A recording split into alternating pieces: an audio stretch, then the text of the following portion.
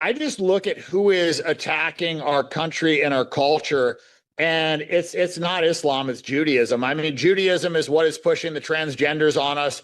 That is who's controlling the media. That's who's controlling Hollywood. That's who's launching this attack on masculinity. That's who's attacking this attack on whiteness. They're launching these attacks on everything that I am, and that's not coming from the Muslim community. When the establishment wants to control you, they give you a boogeyman. They point across the ocean, they point at a religion, and they tell you to focus all your anger right there. It is the oldest trick in the political playbook. Get the working class fighting a culture war so they never wake up and fight a class war. But what happens when someone refuses to read the establishment script? Look at your screen.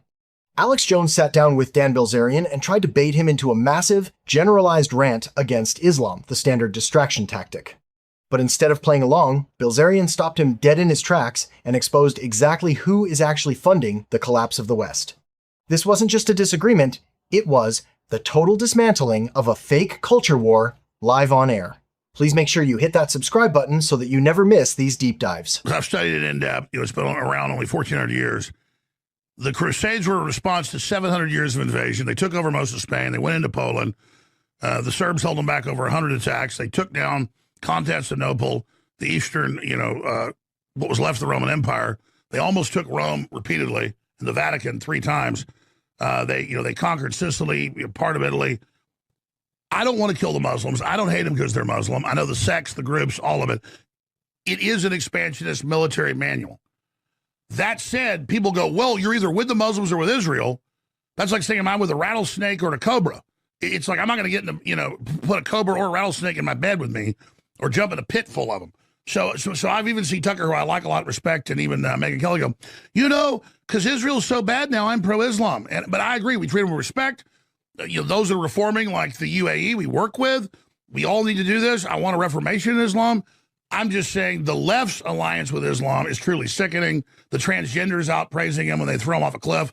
All I'm saying is, even the UAE and Saudi Arabia has warned us, we're exporting the very worst, most radical elements of the West. And then the Western governments use the threat of radical Islam to take our liberties away. So what is your view on the balance here? Because to me, I don't see it as 2 separate deals. Just because I don't like what Israel's doing and oppose it doesn't mean I have to then throw him with the Muslims. Does that make sense? No, I listen, I just look at who is attacking our country and our culture, and it's not Islam, it's Judaism. I mean, Judaism is what is pushing the transgenders on us. That is who's controlling the media. That's who's controlling Hollywood. That's who's, launching this attack on masculinity. That's who's attacking this attack on whiteness. They're launching these attacks on everything that I am, and that's not coming from the Muslim community. And everybody wants to point at all these problems when the Muslim immigrants come in, but they don't talk about who is funding the NGOs that is pushing these open borders. That's Soros, that's Zuckerberg, and Charlie Kirk talked about this. He said all the people that are funding the NGOs that are pushing open borders are predominantly Jewish, and they're going to have to answer to that. And I think that's something that's just getting swept under the rug. And when you get these Muslims in here from war-torn countries, you're going to have problems, but you have the same problems when you get poor Mexicans in here. You have the same problems when you get, poor people from Africa, from Ethiopia, which is predominantly Christian. And it's not because those people are Christian. Mexicans are mostly Christian as well. It's not because of their religion. It's because they're poor and they're coming to a country that they don't have allegiance to. Running to Randy Fine yet on the campaign trail? I think he's probably the worst Zionist in Congress, and that says a lot. I see him in videos like, we can't allow people to criticize Israel. Even if you say Zionist, we're going to throw you in jail, and you're running against him. I guess that's why you chose to do that. Well, it's not just the anti-Semitism laws that he's passed. It is the fact that he has said the most vile things on the planet about Muslims. So it just shows the absolute hypocrisy, because he's saying that he wants to basically kill all Muslims, that they're lower than dogs. If he has to choose between dogs and Muslims, it's an easy choice. Whatever your view is on Muslims, you can't dehumanize a quarter of the globe and then whine about anti-Semitism, right? The hypocrisy is what really pisses me off. I find it very hypocritical that at the anti-Semitism laws that he passed, if he were to say all the things that he says about Muslims, about Jews, he would be in jail for 5 years based on the laws that he passed in this district. He wants to send our tax dollars to Israel. He's advocated for us nuking Gaza. He wants the streets of Gaza to run with Palestinian blood. He said that Muslims are lower than dogs.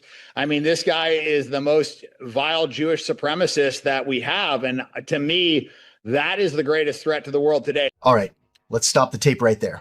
I want you to pay very close attention to what just happened, because this is how the game is actually played. Alex Jones tried to set a trap. He laid out the classic, establishment-approved alternative media narrative. Islam is an expansionist military manual. They are coming for your liberties. They are the reason Western culture is collapsing. It is a very easy, very comfortable narrative to sell, and more importantly, it is incredibly safe for the people who actually hold power in this country. But Bilzerian didn't take the bait. He flipped the entire board over, because Bilzerian understands the fundamental rule of floor leader insider. If you want to know who is destroying your country, you don't look at the poorest people fleeing war zones. You look at the billionaires funding the NGOs. Bilzerian explicitly named names. He pointed to George Soros, he pointed to Mark Zuckerberg, he pointed to the elite donor networks. Why? Because the migrant crisis, the open borders, the economic collapse, these are not random acts of a religious invasion. They are meticulously engineered policies pushed by a billionaire class that benefits from cheap labor, destabilized communities, and a divided working class.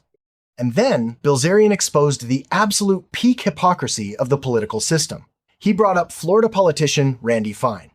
We are living in a system where a sitting politician can publicly state that Muslims are lower than dogs, advocate for the absolute annihilation of Gaza, and face zero institutional pushback.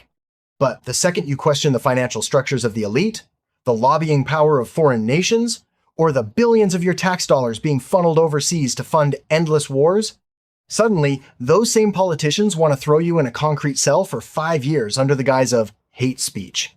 Why is there a double standard? Because attacking a religion doesn't threaten the donor class. Attacking the money machine does. This is the illusion of the culture war. The corporate media, the uniparty politicians, and even some alternative media figures want you obsessed with civilizational clashes. They want you terrified of a boogeyman in a desert 6,000 miles away. Why? Because as long as you are looking over there, you are not looking up. You aren't looking at the politicians selling out your sovereignty. You aren't looking at the military-industrial complex laundering your tax dollars. You aren't looking at the elite institutions fundamentally replacing your liberties with a surveillance state. Bilzerian saw the trap, and he refused to step in it. He forced the conversation back to systems of power, political lobbying, and media narratives. That is what actual truth looks like, and that is exactly what the establishment is terrified of.